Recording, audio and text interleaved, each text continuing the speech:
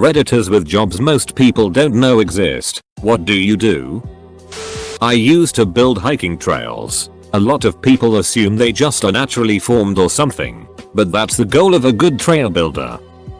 My mom is a horse braider. Not a breeder but a braider. She braids horses' manes and tails for horse shows. It's quite lucrative, as people who own horses know. Everything to do with horses is expensive. When my mom was in grad school, she would drive around and collect dead babies and deliver them to the med school where she worked.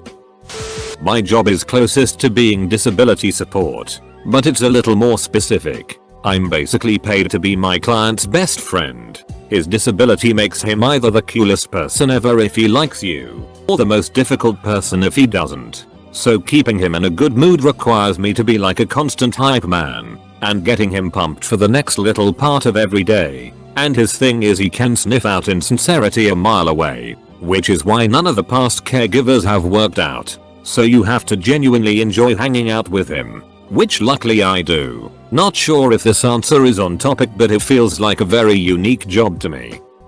Not the only thing I did at the job, but definitely the weirdest. I worked at a grocery store last winter, right around Christmas time. I had to sprinkle dirt on the potatoes in the produce section to make them look freshly picked. Then the customers would get home and erase all my hard work. Edit. Wow. Platinum was my first award.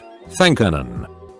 I'm a flavorist. We basically create or duplicate flavors using chemicals, extracts, oils, etc. Food processing destroys a lot of natural flavors, so it's our job to make sure the food tastes the way it should. That is, products that say made with real cheese taste so good because of cheese flavoring, not because there's a small amount of cheese in there. You think you know how something tastes until someone asks you to duplicate it for them. This isn't a funny one really, but I used to work in clubs venues doing lighting and other tech work. On club nights, I'd be operating the lighting rig and people would come knock on my booth window and think I'm the DJ. And people I'd meet who ask what I do for work would usually say, oh, I always thought it's just a computer or something. I mean it is, but I tell it what to do.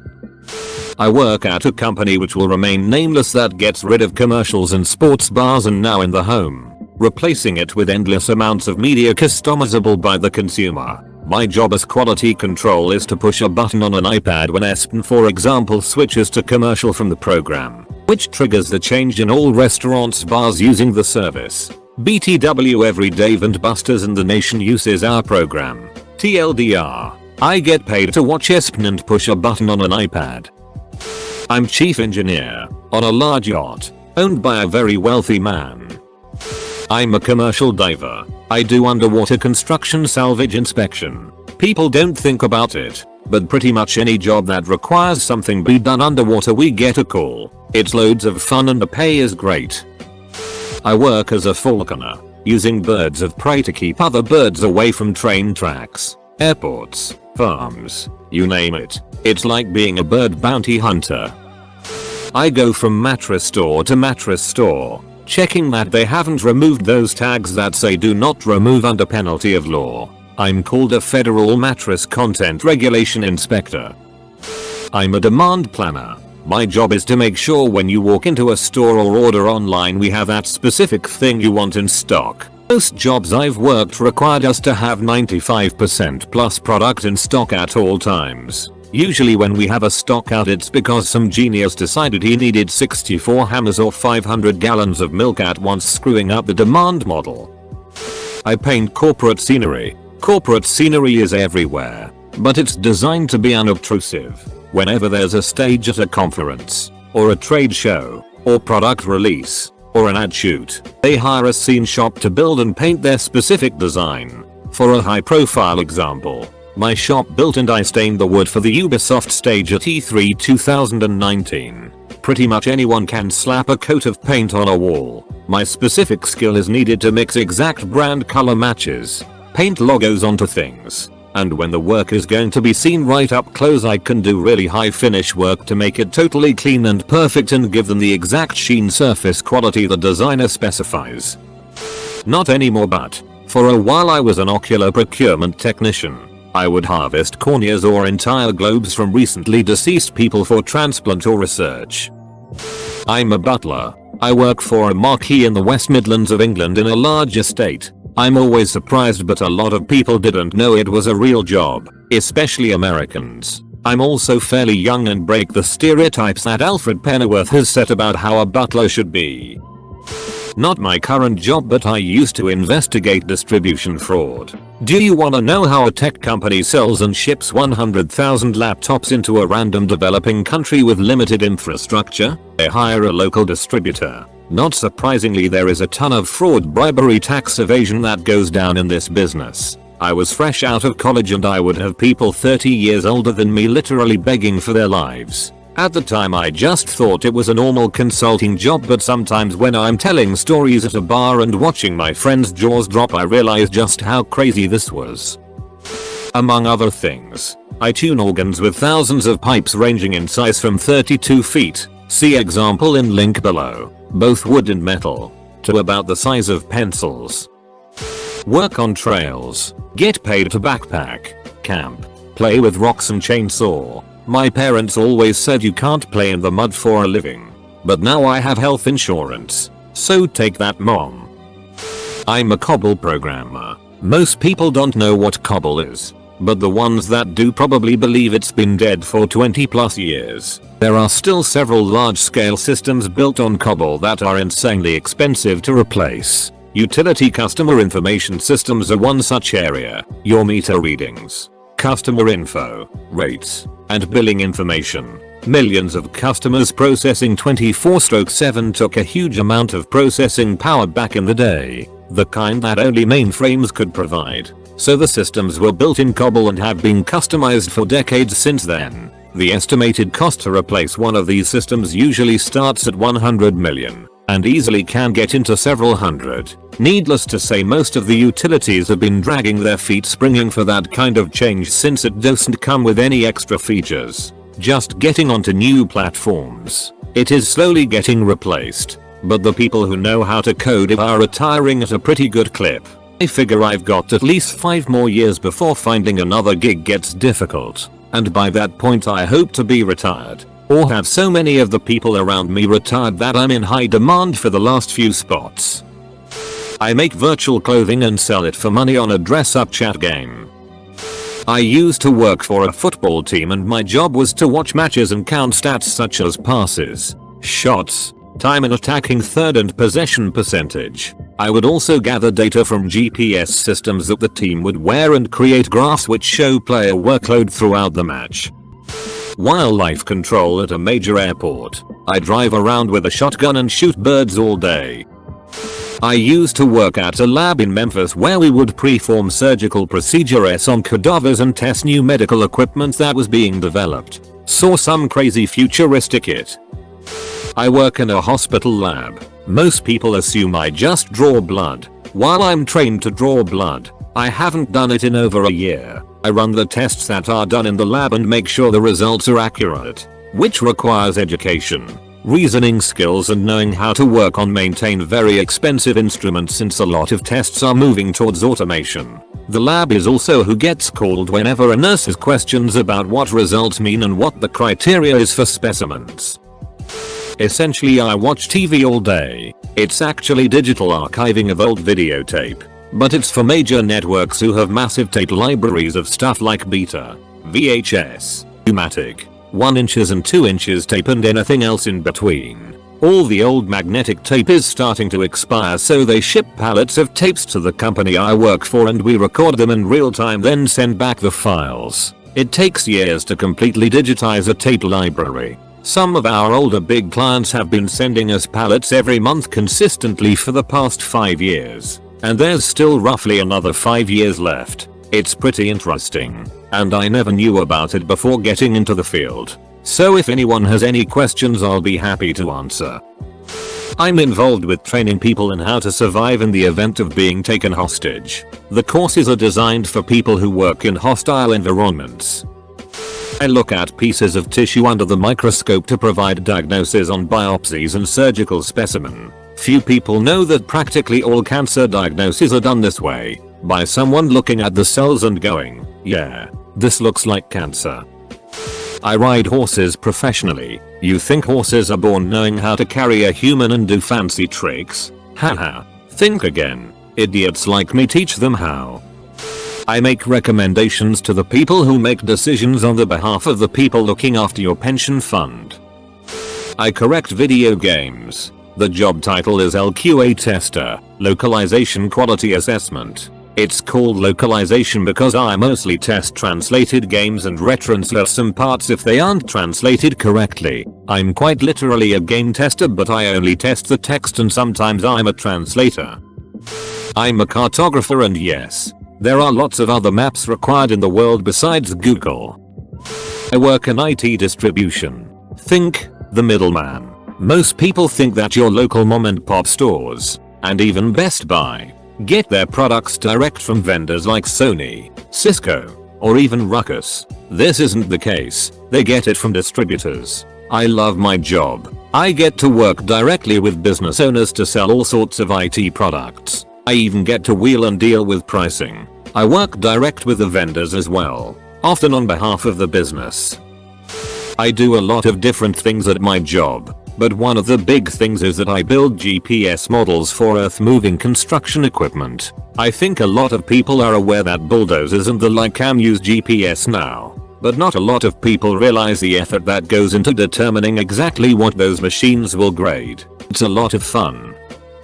Not recently, but a few years ago, my job was to timestamp Netflix videos for the skip intro button. It was the single best job ever until they stopped allowing remote work for what I was doing. I would wake up, log into a special page and have a list of videos series etc to timestamp. I was paid for 8 hours of work a day when most days I could breeze through my daily workload in 2-3 hours. For about a year I was free to do whatever the hell I wanted. Just wake up, do a few hours work, then be done. Then they introduced this feature called work ahead. Basically I could do 2 days of work in about 5-6 sometimes 7 hours and have the next day off and still get paid. It was gravy and the best job ever. On the plus side, when I was let go, my account I still use is fully upgraded and I don't have a payment due until the 31st of December. 3000 lol. I'll be leaving my Netflix account to my kids and their kids. I make movie reels with a fiber optic laser. I also make the hardware for barn doors. I'm a pathologist's assistant. When somebody gets a surgery for, let's say, colon cancer, where do you think the leftover guts go? I receive them in the lab and then examine and dissect them. Then the tissue gets made into microscope slides for further diagnosis. I work at a casino as an event coordinator. We plan and organize all of our giveaways, tournaments, concerts, etc. Basically marketing. Doing stuff to get people to come to our casino and to keep playing. Most of the time when I tell people I work in a casino, they think I'm a card dealer.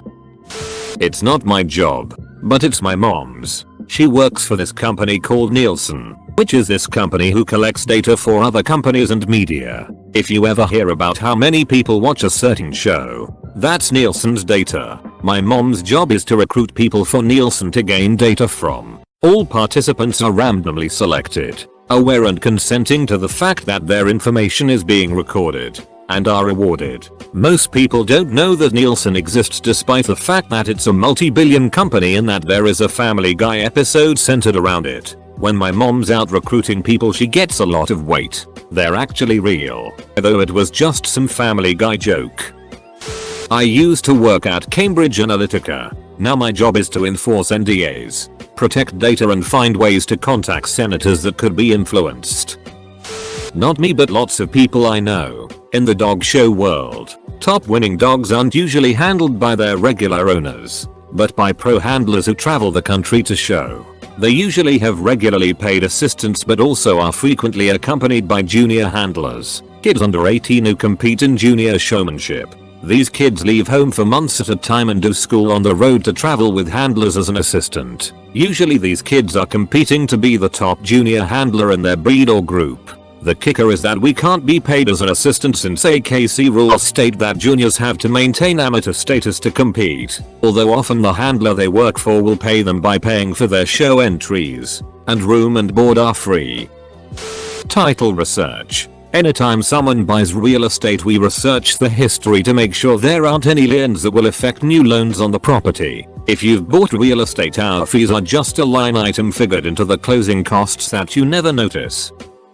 I'm a luthier. I build and repair stringed instruments. I work in a school, but not for the school. Keeping an eye on a student who is just starting back into school after having been kicked out of a few. Mostly it's stopping him getting to the point where he wants to smash people's heads in with the wonders of distraction. Oh boy, what is this?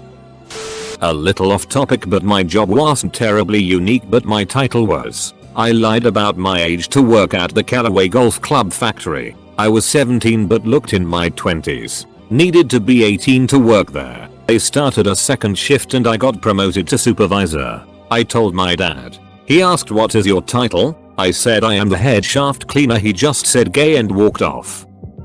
Without revealing too much info, I get paid $30 an hour to hang notices on people's doors. I have other tasks, but this task is about 25-35% of my day. So, this also means I drive around the city all day, and I typically drive about 50 miles around the city per day. Full-time job with benefits.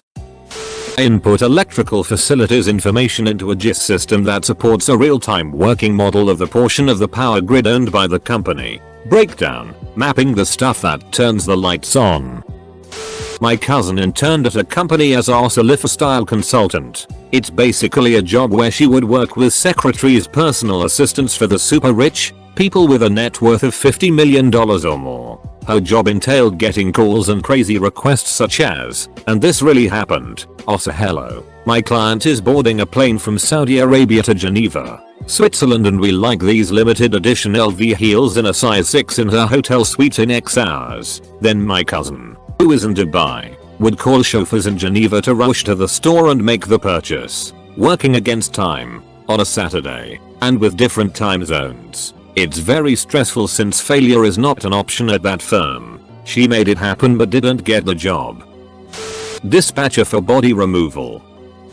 I am a job developer. I assist individuals with disabilities find jobs in the community. Sometimes I have to job carve, which means I have to convince a business to create a customized position that fits the individual's skill to the business's need.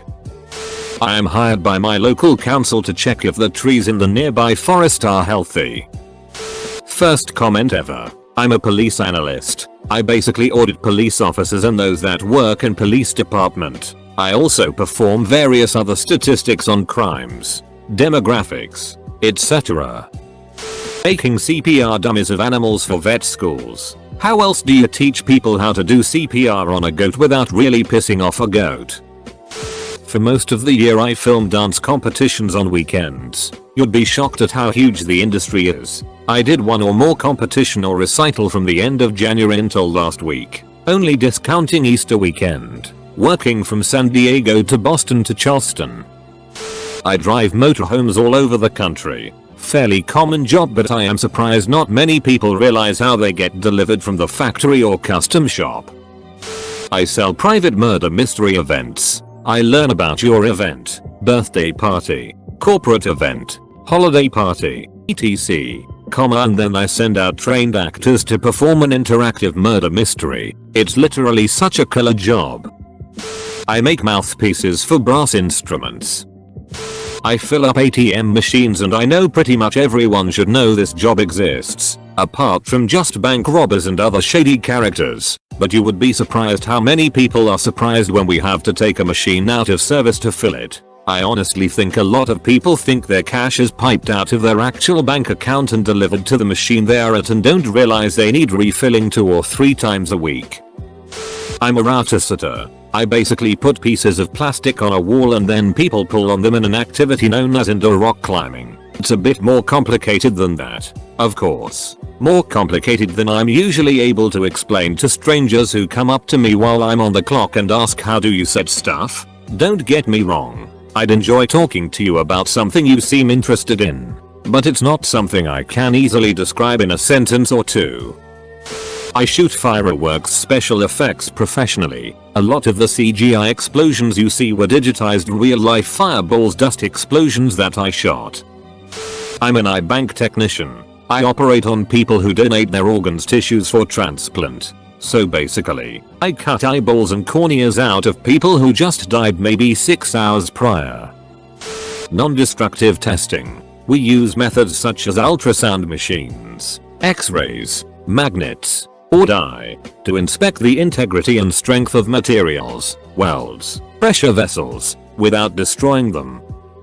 I'm currently working as an A2 in theater. Basically, I'm the audio technician backstage on a musical. I deal with coordinating RF frequencies for wireless mics, setting up the pit or backline musicians for a show, and placing the mics on the actors. During the shows, I work with the A1 who mixes the show for the audience to help troubleshoot if a mix stops working or needs to be adjusted. It's an incredibly fun and also challenging job. I would say it's 1/5 technical knowledge and expertise, 1/5 being detail oriented, and 3/5 being cool under pressure and good at dealing with stressed out actors. I clean out hoarder homes after the owners pass away. Until 4 years ago I had no idea the stroke for stroke pathological trends that true hoarders tend to follow. There's a methodology that is so persistent when it comes to organization that every time I go on one of these jobs I know that it's going to be a completely unique experience, and one I've already had dozens of times before. I am a senior planner for catastrophic disasters. I develop the blueprint plans that the nation will use to respond to overwhelming things like 8.0 plus earthquakes, Cat 5 hurricanes, power grid failure, bio attack, radiological attacks, etc. My day consists of thinking of the worst that can happen and how to address it. I'm that person who types closed captions. Does that count? I worked as a personal shopper for a couple of years. It was part of this app website. So I worked remotely from home, basically just googling things for people and trying to find the best price. I actually found it through Reddit in one of the job subreddits like After Hire, and it was with a small startup company that had only been around for a few months. I honestly don't know how it lasted as long as it did because we didn't charge for our services, and although we had partnerships with many companies and websites, sometimes we just ordered through eBay and Amazon since they would end up being the cheapest option. We also didn't have that huge of a customer base and most days were super slow. It was pretty nice for me. Got paid $16 hour to basically just watch TV all day and wait to see if we had any requests. And if we did, they usually wouldn't take more than 10 minutes. They finally ended up closing last year. But it was an interesting run, and if anything I am really good at finding deals for myself now when I want to buy something. I am a luxury host for a private celebrity resort. My job is essentially concierge and host rolled into one. I'm paid to just hang out with celebrities and high profile individuals as if we were best friends and provide anything they could possibly need during their visit. I love my job as it's different every single day and I never know who will stop by until a few hours before. I've worked with NFL NBA stars, former first ladies and government officials, international royals, movie stars, music industry innovators, real estate moguls, fashion icons, and more. With that said, I am required to know everything about them before their arrival, from their favorite drink order to the name of their dog's groomer. You name it, I know it. I also handle requests of any size, from playing catch with celebrity kids to chartering yachts. It's the kind of job you have to be ready for anything. But I love it, and have met some genuinely down-to-earth people despite their fame and status. Silicone hose manufacturer. Most people think the hoses in their car are made via a machine, but most of the time they're built by hand. Not an easy job, there is a bit of skill involved.